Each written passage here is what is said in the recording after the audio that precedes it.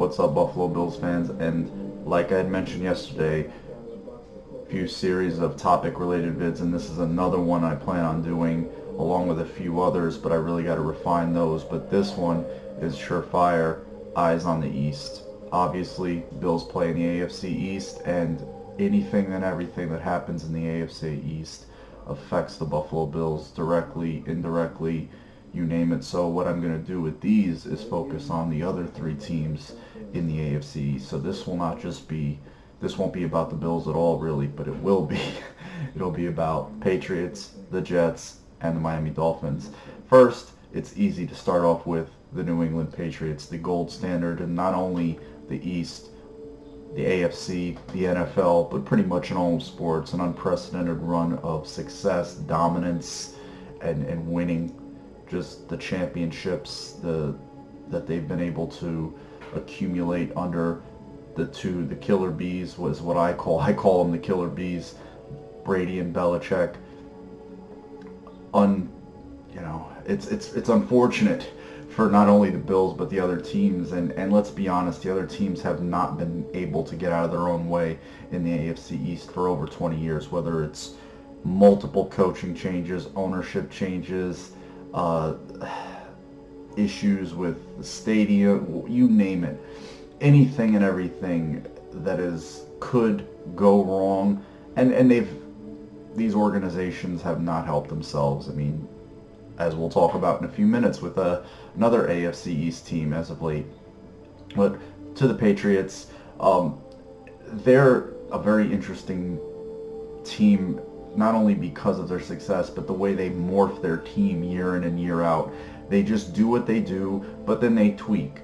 They'll tweak before, in season, and even for the playoffs. So they'll just kind of play as they go and kind of adjust to what's working best for them. And you see it in game, you see it in season, and you see it during the off season. You saw it in the playoffs last year, which I think we'll see because of Tom Brady's advanced age. You saw them turn into a very run-heavy team in the playoffs. Saw a lot of two-back, a lot of I formation, running behind Mike Devlin, allowing that line to get a lot of traction, knock people off the ball, and they make a ton of additions. They never really make the big headline addition like they did a few years with Stephon Gilmore. They really just make an accumulation of additions, and they get guys to just kind of creep up and make plays for them because they're so scheme specific, they're so player specific. They walk to the beat of their own drum. And the additions that they made that I found interesting, a player that I had earmarked for them because he just looked like a New England Patriot. His play style, his versatility was Chase Winovich. I told anybody and everybody that guy is going to be in a Patriot uniform in however long the draft was away at the time I said it. He reeked of it. A guy the Bills I know had interest in was Joe Jawan Williams, a long, lengthy corner. Got him in the second round. They traded up to get him, so they obviously find value in him. Hopefully for them, he'll play opposite Stephon Gilmore. And again, they've just pieces here, pieces there on their offense, drafting a Damian Harris from Alabama. My God, those fans will go nuts if I mix those two schools up. But yeah, their running backs need to be very decisive, hit the hole hard, no hesitation, no dancing in the backfield, and they have to be willing to block on third down and have some ability to catch the ball. I know James White, Rex Burkhead do the bulk of that work in their offense, but we know what they do with their backs. Who's ever the hot hand, they're going to ride them and they're going to rotate them. Their offensive line, a little bit of a transition. Trent Brown came in for the injured Isaiah Wynn, who they drafted in the first round last year, and he got hurt, made a sage trade, enabled Trent Brown to go get the richest contract for an offensive lineman ever, most guaranteed money. So the Patriot way, the allure, the smell of the Patriots, people will pay for it. We've seen it with coaches, we've seen it with GMs, and we've seen it with players. People will try to pick off the fruit of that tree and hope they get some of it. I don't always think that's the most prudent way, because I believe and I feel very strongly that the catalyst for their success is the system that they've had in place for so long, their comfort level with each other, their insular way of doing things. They stick to what they do. They have the greatest quarterback ever and arguably the greatest coach ever. So I mean, come on. But the position that they really have had a lot of turnover at, a lot of hits and misses. They haven't really hit on their big guys. They've hit more on nondescript guys. Is wide receiver. They've really gone through a turnstile at wide receiver in the last 2 years. They've brought in anybody and everybody that they could. They've kicked the tires on him this year. Demaryius Thomas, coming off the incident where he had a car crash, tore his Achilles after being traded from Denver to the Houston Texans. And, I believe they're just trying to kick the tires on him, see what he has left in the tank. He's a veteran. He's productive when he was healthy, but, he's a little bit older. But you know what they do. They get people on very friendly one-year deals, not a lot of guaranteed money, so they could cut bait with him at any time and not suffer any recourse fiscally. But they did spend their first overall pick on N'Keal Harry, the second wide receiver taken in the first round, a very strong physical receiver, hands catcher, contested catches, adjusts to the ball well in the air and downfield. And he's a guy that he's interesting in that he's different than a lot of the receivers that they've brought in, those smaller, shiftier inside guys that are more quick than fast. He's more physical than anything. He's got some decent straight line speed, 4.5 in the 40, but he's definitely a physical guy that can get up, adjust to the ball, strong hands. So he's a guy that I believe Brady's going to have to develop some chemistry with and some trust, because we've seen that happen before. When receivers don't develop trust in Brady, they don't play. Forget about getting balls thrown to them. They just don't play. We've seen that with Chad Johnson. We saw that with Chad Jackson, a receiver from Florida that they drafted years back, and they wash out very, very quickly, and they don't get a lot of playing time. But their mix of guys, rookies, guys like Philip Dorsett they traded for, has kind of just been there. Brought him back on a 1 year. Their biggest loss, obviously, is Rob Gronkowski. We all know he was injured, broke down a little bit, but still, he was the equivalent from a total standpoint of tight end. Not only was he an amazing receiver, he was the tight end equivalent of Calvin Johnson from a physical standpoint, and his ability to just go up and get balls, be physical, out-muscle guys, out-jump guys. But he was also the equivalent of having a tight end out there, another offensive tackle out there, an amazing blocker. So everything he did at the position was at an elite level, and that's why, if some of you remember about 4 or 5 years ago, there was always that debate, who's a better tight end, Jimmy Graham or Rob Gronkowski. That was always laughable. It's Rob Gronkowski because he plays the position of tight end. Jimmy Graham himself tried to get franchised as a wide receiver to make more money, so that ends that argument. But they brought in, again, a mix of guys. They're not going to be the same, anywhere near the caliber of a Rob Gronkowski. Andrew Beck was an undrafted free agent. He was a bit interesting guy, better athlete than what he looks like. Austin Seferian-Jenkins, Benjamin Watson, who was drafted by them years ago. He's pushing 40. Matt Lacrosse. So they brought in a mix of guys, and I think they're just going to try to make it work. Guys that are going to be more, intermediate, catch a bone type receivers, maybe occasionally hit the seams, guys that'll work in the red zone. Nothing to the level of a Rob Gronkowski. So we'll see, what they can provide for them. But yeah, their team always takes on those changes and takes on those little tweaks, and we'll see what they bring. But I think just because of Tom's age, and they just really, he's everything to them, as we know, and they're just going to really build and mold their team around him. Their defense, very, very multiple, not just scheme specific, scheme multiple. I'm sorry.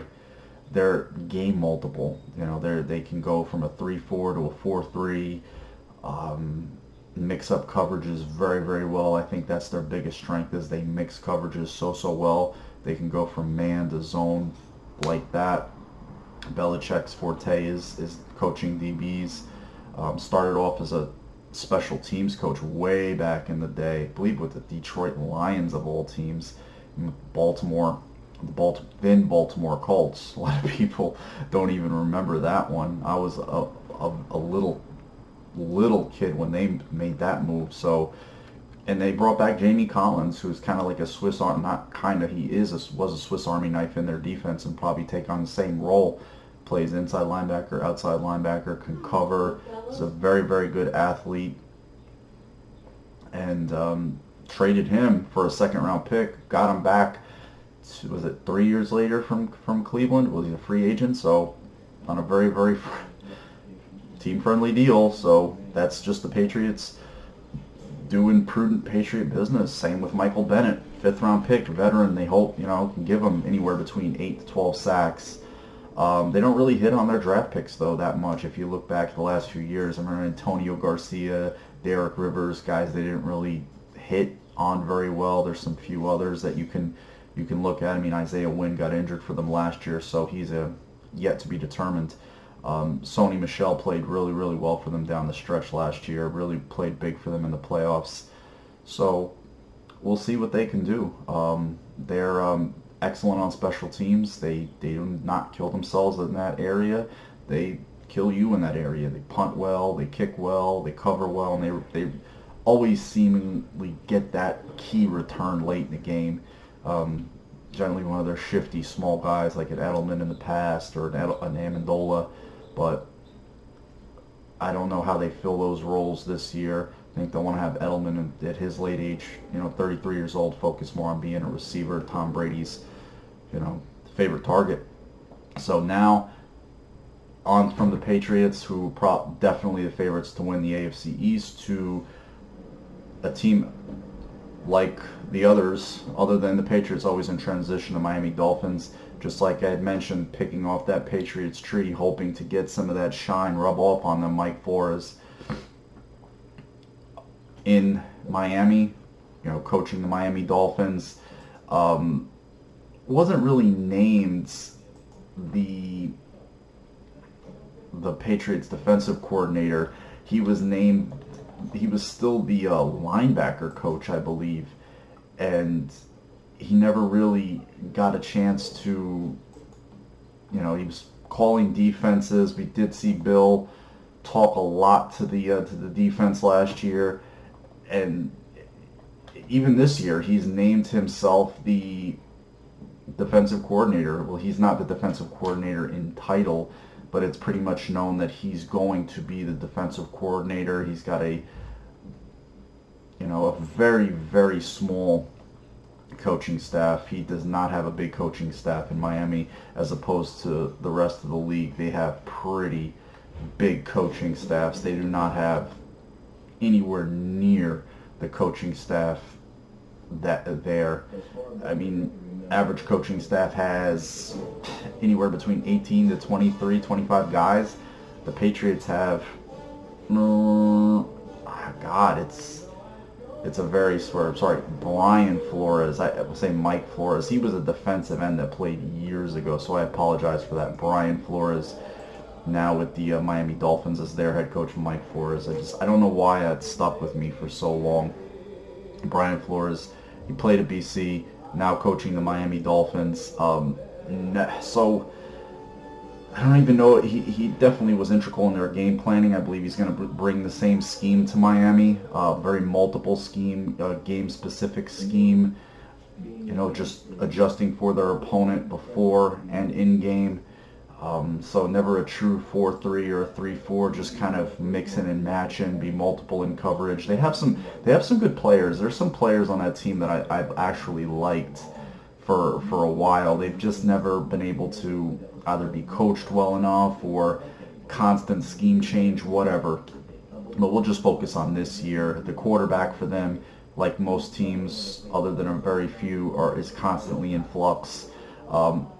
they make the trade for Josh Rosen. Everything that they're doing, though, is pointed toward 2020 at that position, hoping to get one of the big 3 or 4 for 2020. That's, Tua, Herbert, Fromm, and either, KJ Costello or the other Georgia transfer that went to Washington, Jacob Eason. So they're looking to get into that market. But if they hit on Rosen, we all know what Ryan Fitzpatrick is as a gatekeeper, journeyman. He'll give you some games where he is the Fitzmagic. He will, he'll show up in some games, and in some others he'll be like, like, where did he go? Where did he go? He disappeared. So it is definitely Ryan Fitzmagic. But their team, they jettisoned some players. They have some other players that don't know where they stand. Rashard Jones is a player that I really, really like. I've always been an admirer of him. Xavier Howard, that gave him a contract, so they're obviously keeping him on. I really, really like him. He seems to always intercept Brady. Minka Fitzpatrick, who played high school football right here in Jersey City, down in Caven Point for St. Peter's Prep, then went on to Alabama, have a great career there. He's kind of a Swiss Army knife. Plays corner, plays safety, just plays everywhere for them. And I know obviously he's very, very rare in the ability to do that. Not many players I can ever remember can do that. I mean, Ronnie Lott could do that, but he was really good. But I think he needs to settle into a position, develop a reputation as a great player there, and then just can do what he do. But the area where they lack on defense is a true pass rusher. They don't really have a pass rusher. Cameron Wake gone. He was their one stud. Charles Harris, guy they drafted, the old regime drafted in the first round, really has not lived up to billing for them. So they brought in just a glut of guys, like a Jerome Elliott, a guy that's kind of like an end/outside linebacker. So Nate Orchard, who had a cup of coffee with the Bills last year, Tank Carradine, who's bounced around, 49ers, another team. So they really don't have those guys. They're trying to go through, what the Bills did last year here, the culture change. Brian Flores trying to change the culture there from so much transition and turnover, trying to keep things calm and settled. Drafted a player that some had earmarked to the Bills the week of the draft. You really start to hear the tried and true information the week of, a few days before, and Christian Wilkins is the guy they picked up. I wasn't a big fan of him because I just didn't see the raw explosion, the athleticism. I saw a guy who worked hard, is definitely a really, really good locker room guy. Crazy, just graduated within 2 years, masters, just a really, really good person. And, it looks like a solid football player, but not a guy you take in that top 10 and hope to be a guy who can just transform your defense or help push your defense over the top. I just think he's a really, really good player, not a player that's going to ever be in the upper echelon of the league in terms of his position. So, but Miami get him where they got him. That's a lot better than in the top 10, I would believe. They still have Kiko Alonso. We all, as Bills fans, have grown to dislike him after being a fan favorite. So their defense is definitely going to take on that, Patriots style. Eric Rowe, a guy they brought in from the Patriots. Walt Aikens, I've always admired him. Long corner, solid player. Plays man pretty well. So they have the pieces to do it. Just the question is, are they going to give them time to do it? Offense is going to be where most teams in the East really fall short because their line is really, really not in a good place. Bringing in, Jordan Mills, Hex Bill, we all know the kind of play he can deliver. It's okay at times, shaky others.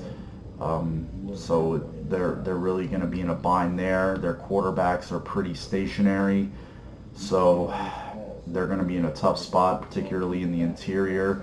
Their center and guard positions, Daniel Kilgore, Michael Dieter, the guy they drafted from Wisconsin. So they're really going to have to find, 5 guys and just cross their fingers. Their running back position, under Gase, they were very, very rotational. and I'll talk about the Jets in a second. We'll talk about what's going on there, but I believe they'll be the same. I believe they'll be very much like the Patriots with Kalen Ballage, Kenyon Drake, Myles Gaskins. They'll be very, very rotational. Brought in a fullback. They actually drafted a fullback in the later rounds, which I don't care about. Chandler Cox, I believe he was from Auburn. I believe so, but don't hold me to it. So they're definitely going to be of that same ilk. Tight end, same thing. They made some investments last year, but again, different regime. So they brought in Calvin Watford. Dwayne Allen helps them, get a guy from the Patriots who's a culture guy. We've seen that as Bills fans, so I'm not going to knock what the Dolphins are doing with that area. So they're going to just try to piece it together on offense. They're really going to try to piece it together. Kenny Stills is a good player at wide receiver. Can definitely stretch a defense, get over the top if you're not careful. Devontae Parker, Albert Wilson.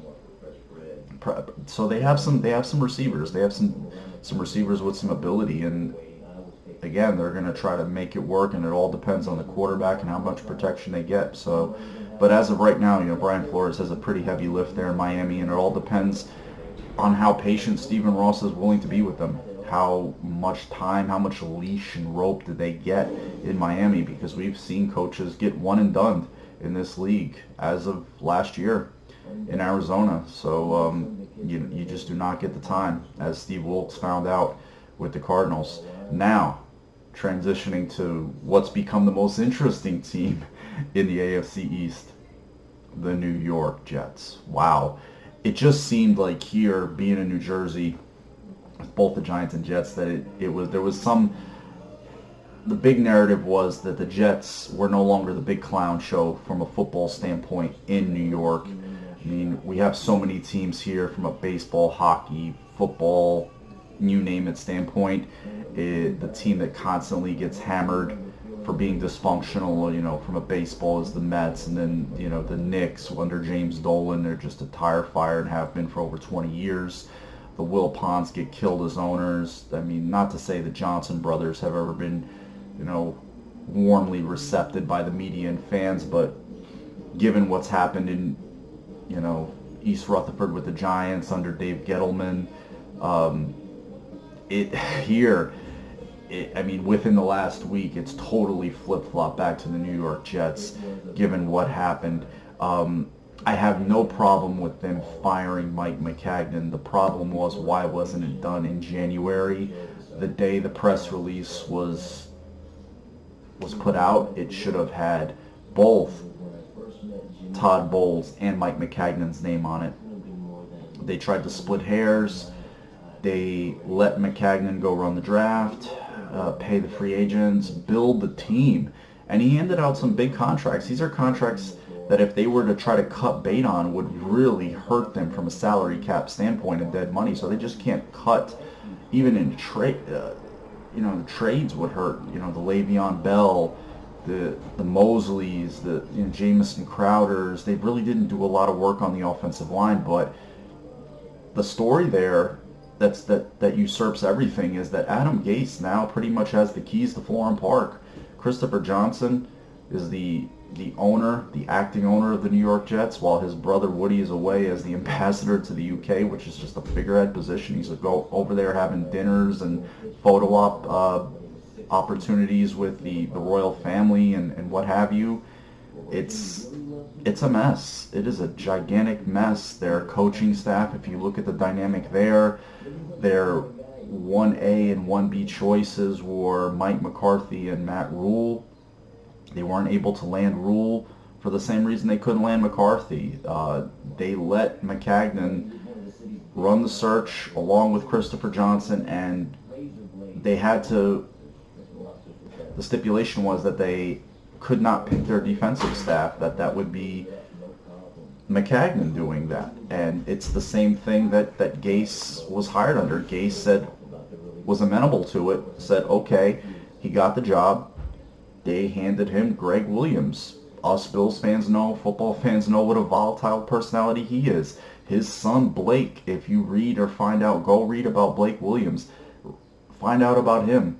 he is not a warm and fuzzy liked figure around the league. The younger son of Greg Williams, who was born in Buffalo, from his time in Buffalo.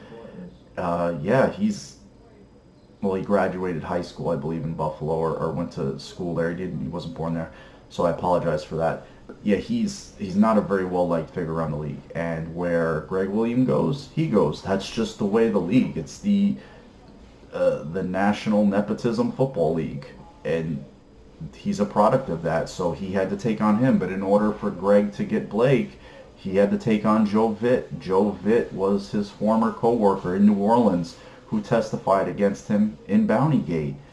He is Adam Gase's father-in-law. So there is a huge dynamic there that just spells ticking time bomb. It spells a ticking time bomb. And the person that it's going to hurt the most is the guy that they invested the most in, Sam Darnold. Sam Darnold is going to become very, very affected by this. I think it's going to be very, very hard for him to try to balance these balls. And if for a Jets fan watching this, it must be very disheartening. I know them. I know a lot of Jets fans. Heard a lot about them. You know, their feelings over this past week. You know, and they're despondent. Because it's just a big mess. And then you hear Gase sniping still, you know, giving the the trade of Darren Lee. It was his flexing of the muscle, the last, you know, kick at the corpse, if you will, of McCagnon, because it happened the night that he was fired, only a few hours removed. So it was like, wow, you know, he got his former first-round pick out of the building just to kind of get one last jab in before the ref could wave the fight off. So yeah, Gase has now squarely put a target on himself, and he's got a lot of questions to answer. His first press conference in front of the New York media is going to be a very, very interesting one, and he's one, as Dolphin fans know, can get a little volatile with the media when he doesn't like the questions that are being posed to him. He can pull a big attitude. I mean, this is a guy who had verbal arguments with an owner. It's Stephen Ross, the guy who signed his checks in Miami. So he's not afraid to go back at the media. But from a roster standpoint, talk about the team, because everything that's going on in their front office and their brass side of the building is, you know, I think, and we've seen it affects the team on the field. It affects the team in the locker room. You know, having Le'Veon Bell there now, who, you know, anybody within earshot has heard that this is not a guy that Gase wanted at that price tag. Now he's there, and the way we've seen Gase use backs in Miami, he's a rotational back kind of guy. He does not settle on one running back. He has an outside zone scheme. He doesn't have an inside zone scheme, where that's where Bell thrived. You know, kind of that, you know, very slow style, waiting for it to develop and then hitting it like we would see with the Steelers. And he is a year removed from playing. The offensive line is not of the same caliber with the New York Jets. I mean, Osmelly's a nice player. He's battled some back injuries. They didn't really add much in the way of the offensive line. They failed to get the center. Everybody felt, you know, Matt Paradis flew here thinking he was going to sign a contract with the Jets, but one was never offered to him. They just re-signed Jonathan Harris, Tom Compton, Adogba. They drafted, I believe, in the third or fourth. So they really didn't get the line right, I think, for Sam Darnold. I did like the Jamison Crowder signing. He's a very, very good player. Has some fumbles though in kick return areas, but when he does hold on to the ball, can be a pretty dynamic punt returner, shifty inside slot receiver. And that's where they hope, I believe, you know, that he's going to be Sam Darnold's security blanket. You know, they kept Robbie Anderson as a restricted free agent. They gave a Nunwa player I really, really like, tough, hard-nosed player when he's healthy. I love the kind of physicality he brings. he's, definitely developed a rapport with Sam Darnold a little bit. We saw that transition, though, to Robbie Anderson later on in the season. Their tight end position with Chris Herndon had a really, really good rookie season. He looks like a good young player. Had a really, really good one-handed catch later on last year, late in the game. It was a really, really nice catch. I don't know if he scored on it, but I believe they later scored on it. Trayvon Wesco was a nice player, a very versatile player from West Virginia that they picked up in the mid rounds. Plays fullback, plays tight end, blocks, above average receiver, so don't sleep on him there. So they added some interesting pieces, but they didn't add the edge rusher on defense that every Jet fan felt like they needed to get, and that is going to be a position to watch. Maybe they'll try to get somebody on a one-year friendly deal, wait to pick somebody up off the scrap heap. They do have third overall waiver claim priority, so second a guy gets released, if he's not a veteran, they can claim him. Their defensive line looks incredibly stacked with the addition of Quinnen Williams. Not going to do the whole, as a Bills fan, Marcel Darius, third overall pick, defensive tackle from Alabama. He plays with the Jets in a different scheme. Plays next to a former, top 10 pick, a 6th overall pick from the 15 of Leonard Williams, who fell into the Jets' lap. Everybody thought he was the top overall talent in that draft, and they have Henry Anderson. He's a solid player. So they have a really, really stout. Steve McClendon's a really, really good nose tackle. So their defensive line looks really, really thick. They brought in C.J. Mosley, as I said before. Williamson Avery is a really, really good player that they got last year from the Titans. So they have talent on defense. They definitely have talent in the front seven, and they definitely have talent in the back end with Jamal Adams. He looks like a leader. His playing ability is really, really good. Their cornerback position is shaky, even with Tremaine Johnson, because Tremaine Johnson seemed to fall out of favor with a very, player-friendly coach in Todd Bowles. How's that going to go down with Adam Gase? The guy that signed him's not in the building anymore. The coach that probably said, okay, I take this guy in my scheme is no longer in the building.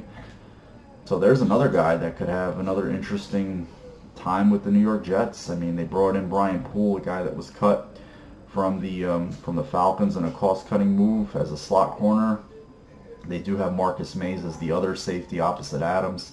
So their team is definitely in a transition, much like the Dolphins is, and with all the the discourse and the goings on in their front office and their coaching ranks, it is going to be a season to watch for the New York Jets. It is going to be definitely a situation to watch, and for the AFC East, it's going to be one that affects a lot, whether they are able to stabilize or they just crumble from within.